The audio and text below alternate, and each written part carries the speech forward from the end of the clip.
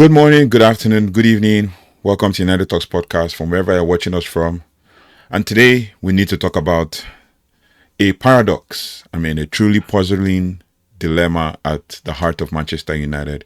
And it's a situation where the team's most important player, its captain, and the man who single-handedly, dragged them to victory countless times. Like he has dragged this team to victory countless times, and is now in the words of a recent article in the Athletic of the New York Times, less of a help and more of a hindrance. So we're going to be kind of like reviewing that article and giving our own point of view, right? And we're going to break it down. And I'm of course talking about Bruno Fernandes. And the question isn't whether Bruno is a good player or not. Like, we all know he's a good player. We know he's brilliant. Like, the question is, why does he look ineffective, especially in these first two games of the season? Why is he presenting a tactical problem for Rúben Amorim? And this isn't just about a missed penalty. It's a systemic issue that we need to talk about and have a conversation about. And it's something that, opposition managers are already exploiting. So why so? Why is it happening like this? What is the way forward in all of this? Now, you see, the 1-1 draw against Fulham was a perfect and deflating case for what's going wrong. We all saw it. Bruno misses a penalty, then fails to track back for the equalizer that led to Emile Smith-Rowe scoring for Man United. Now, this wasn't just random mistakes. They were not just random mistakes. They were symptoms of a much bigger problem, and we have it on good authority that Fulham's manager, Marco Silva, and even the player, Alex Iwobi, confirmed that after the match, right, they were, very keen on, he declared this after the match, that they knew that they could go behind United's two-man midfield, which basically included Bruno. And they exploited it. So the tactical flaw isn't a secret. It's a deliberate target. So, like I said, they targeted the midfield, and they targeted, how Man United played and what they could do to exploit, these are two-man midfield situation, which brings us to the Bruno Fernandes paradox, or the Bruno Fernandes situation, or the Bruno Fernandes issue. Amorim's tactical blueprint, and it's the 3-4-3 system. It's asking Bruno to do a job fundamentally undermines his unique strengths. Its rigid adherence to a two-man midfield pivot that is creating a glaring weakness in the team.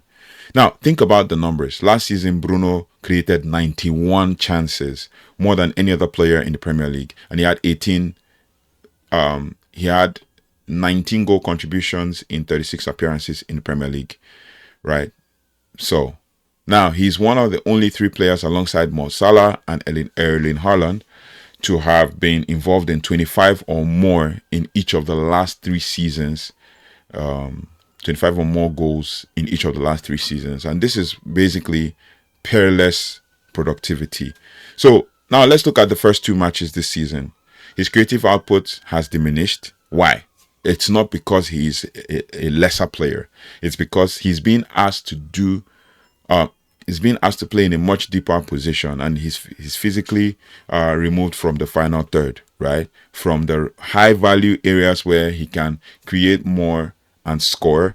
And then the system is also essentially asking or taking our most potent weapon and then neutralizing it for the sake of a deeper midfield presence where he can control things. And I thought basically that he would have that pace and that, tenacity and that drive to basically just kind of effect or have an impact in the game and be more efficient, like more of an efficient midfielder.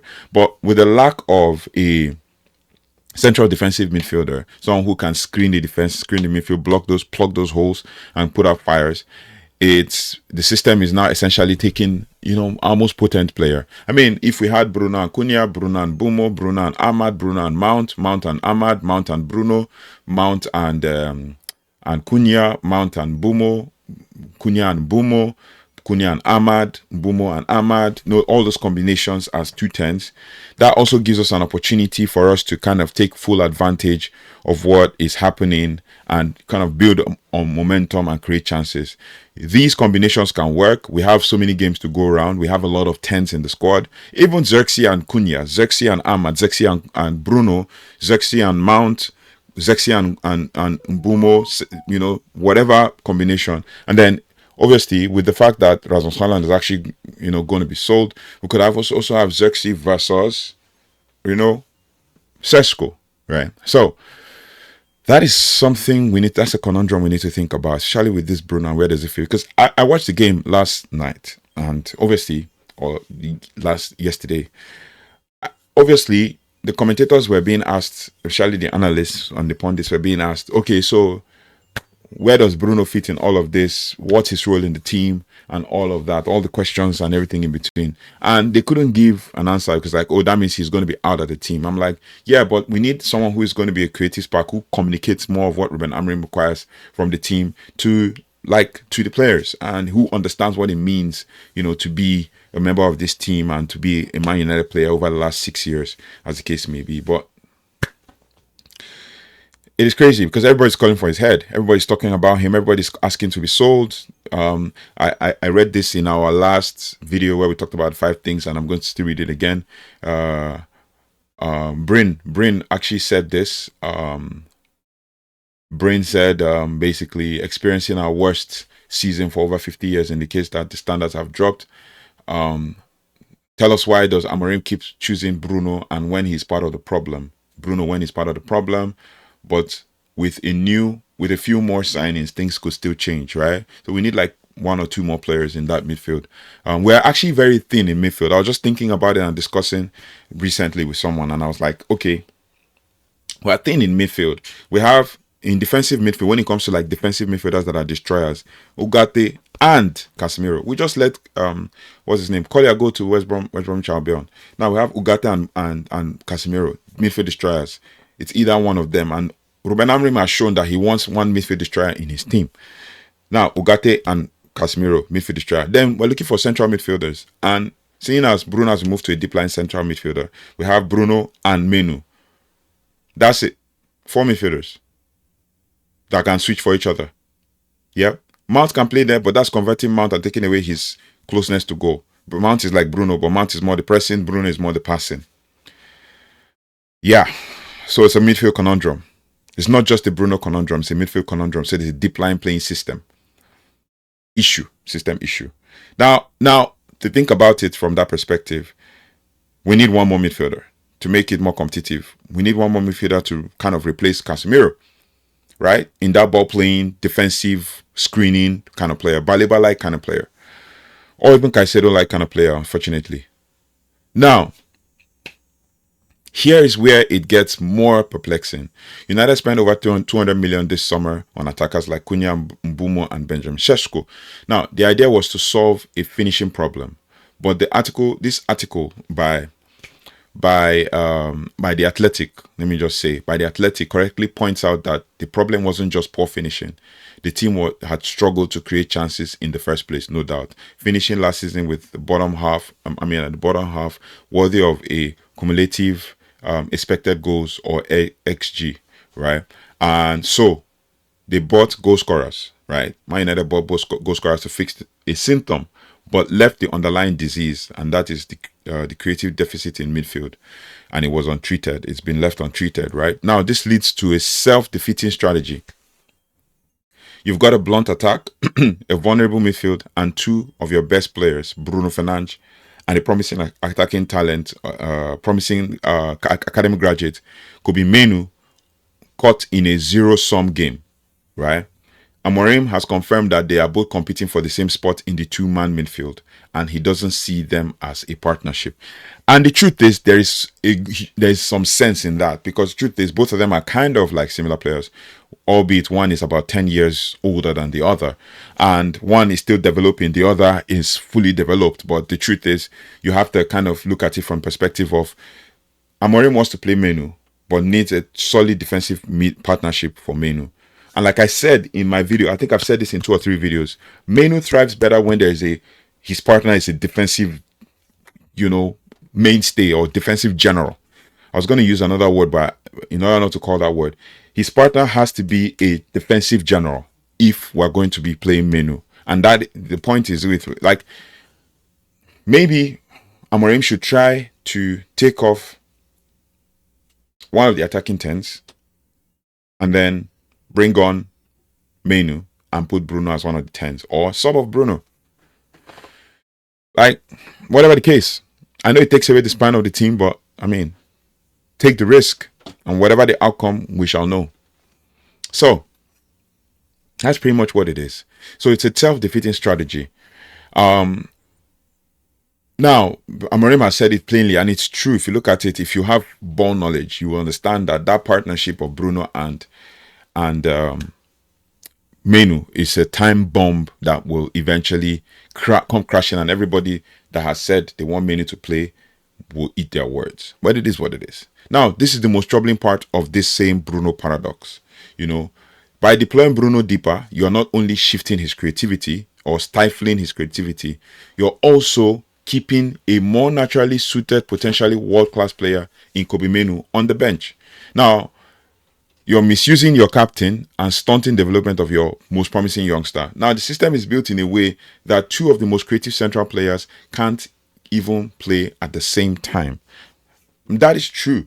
The article is spot on analyzing that. Now, what's the way forward in this situation? What do we do? The solution is actually clear, but it's a difficult one for a manager who is so wedded to his system. Obviously, we all know Ruben Amorim has said. Now, I'll tell you 2 things. Ruben Amorim has said he's not going to change, but Ruben Amorim has also come out to say systems are overrated. It's all about, fluidity and movement around the system, because you can defend with a 3, with a 5, with a 4. It's all the same thing. Now, Amorim, this is why I think what happened. Amorim must move away from the 2-man midfield pivot. A 3-man midfield would also provide the necessary defensive cover, right? And I see some sense in it. More like a 3-4-3, but a 3-2-3-1. Right? Yeah, 3-2-3-1. It'll be 3-2-3-4-3, 3-2-3-1. I think it's a 3-2-3-1. Let's think about it that way. 3-2-5, 3-2. Oh, 3-2-3-2 rather. 3-2-3-2 or 3-2-3-2-1. Yeah. But let's think about it that way. Like, okay, so does that mean he plays Mainoo, Bruno, and a holding mid? That takes out one of the 2 tens. For example, we start Šeško up top, then we take out one of the 2 tens. Bumo maybe takes a rest, and then Bruno plays with Cunha, and then we have Mainoo and one of the defensive midfielders. That works too. But make Bruno play with Mainoo and the defensive midfielder as a 3 instead of a 2, but it is what it is.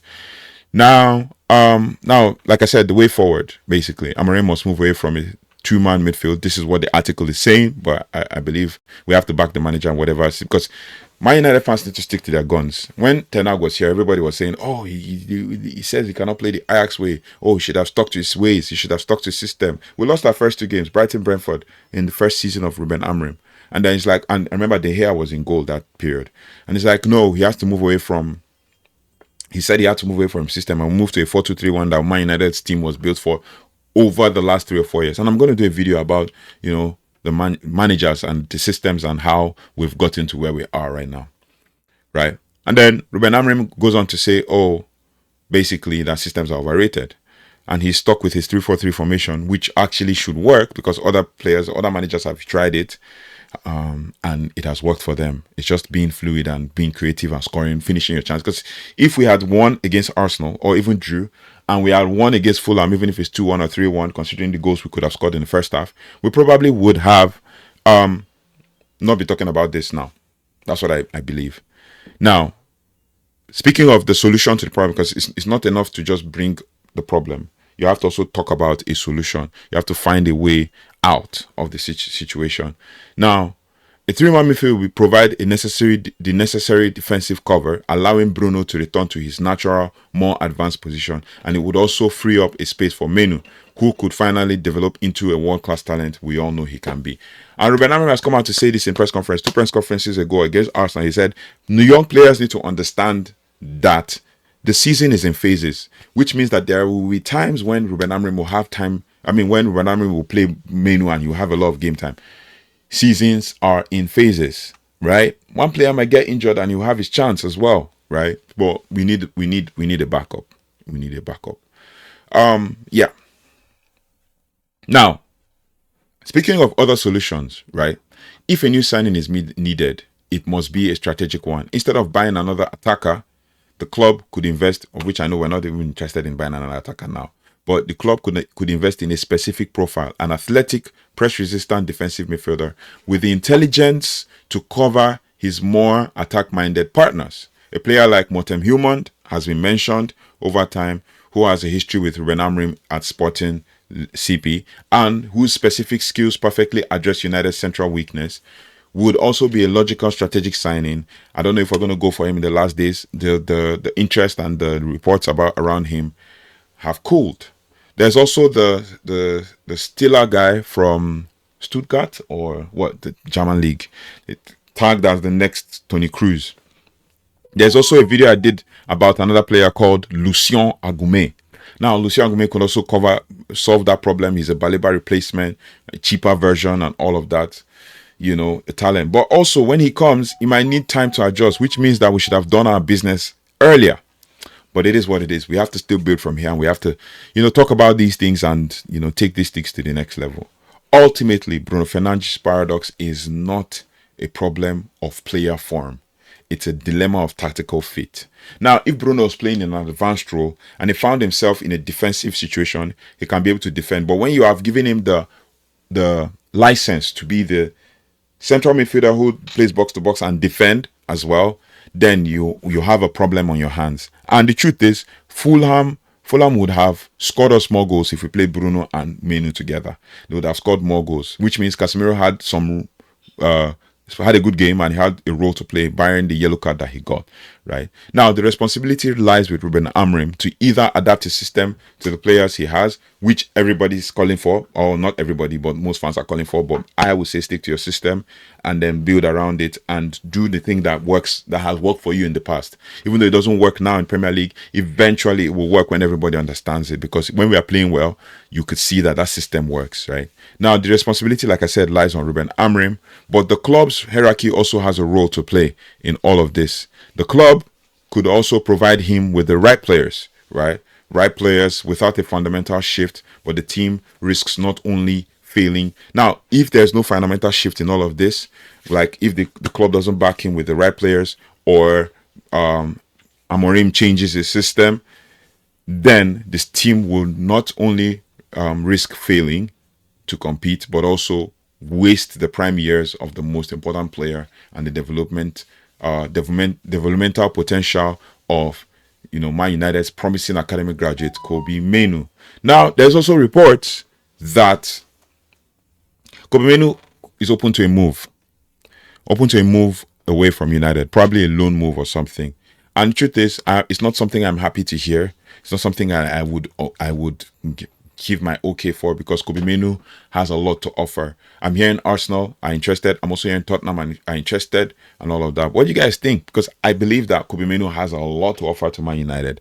But like things would be, like things would turn out to be, it is very important that Man United play their cards right and play the game well to be able to allow for a player like Kobbie Mainoo to thrive at a club. So let me know your thoughts and feelings in the comment section about all of this, because I feel like Mainoo shouldn't even rush his development. Going out on loan or something, shouldn't rush his development. Allow himself to develop. I know he's sitting on the bench, but it takes patience, because your time will eventually come. So many players have shown it in the past at Man United. But yeah, let me know your thoughts and feelings. Is it time for Ruben Amorim to change, or is something that we need to focus on and build on this system and look ahead? We play Grimsby on Wednesday, So let me know your thoughts and feelings about that. And I'll see you on the next one. Thank you so much for watching. Thanks so much for liking, sharing, and subscribing. Take it easy on your reactions and overreactions about what's going on. Man United. We've only played 2 games this season. It's when we've lost like maybe 3 or 4 games down the line, then you can now say, okay, there's a problem, and then we need to address the problem. Yes, there's a problem we need to address, but it's a signing problem and not an oh, it is Amorim's fault, so we need to do this or we need to do that. We need to build momentum as a team, as a club, and we need to also back our manager. So let me know your feelings in the comment section as we build on. Thank you so much for liking, sharing, and subscribing. If you haven't already, please do like, share, subscribe, and hit the notification bell so you don't have to miss anything as it relates to Manchester United. Take care, goodbye, and I'll see you on the next one. God bless you.